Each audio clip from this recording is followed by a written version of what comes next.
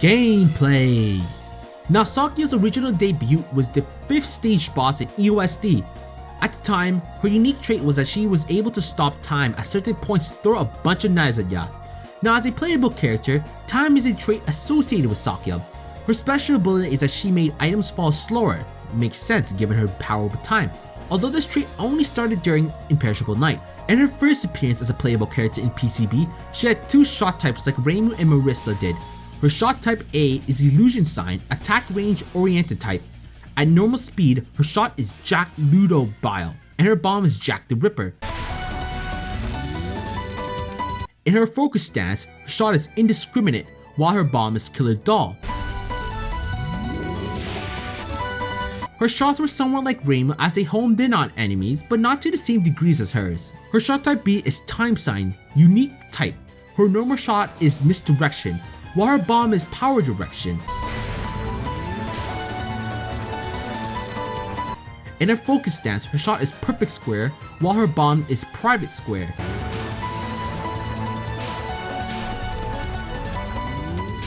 The difference in the shot type is that her knives move in her direction. If I'm moving left, the knives will follow the direction, and vice versa.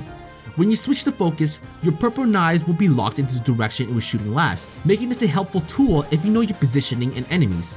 In Imperishable, she is rocking with Vermilion as the visionary Scarlet Devil team because of the partner system. Her shot is Mysterious Jack, while her bomb is Illusion Sign, Killer Doll. Her last spell card is Boreal Illusion, Phantonic Killer in Night Mist.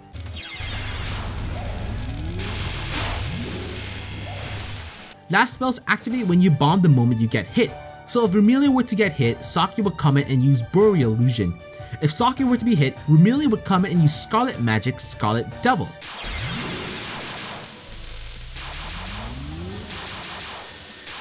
And it was in Imperishable where Sakuya's trait of items falling slower started.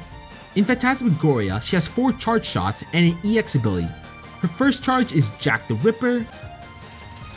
Her second charge is Time Sign, Private Vision.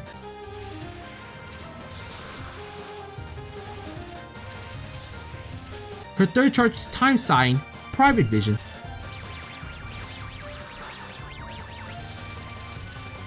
The difference in this is that there are more knives. Her last charge is Mysterious Jack.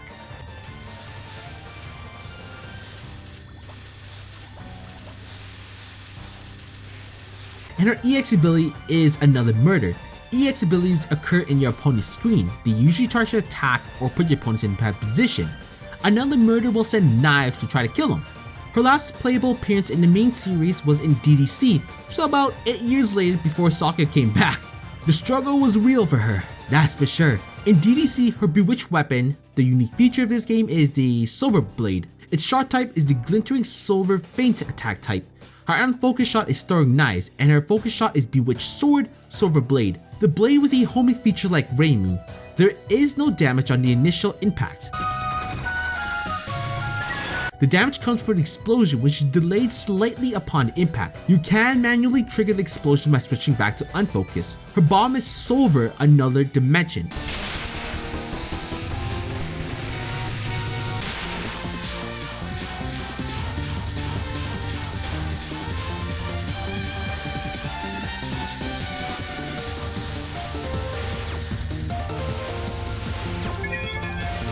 It operates like Nidori's bomb in Subterranean for Marissa. Don't get hit, you'll get some bomb pieces back.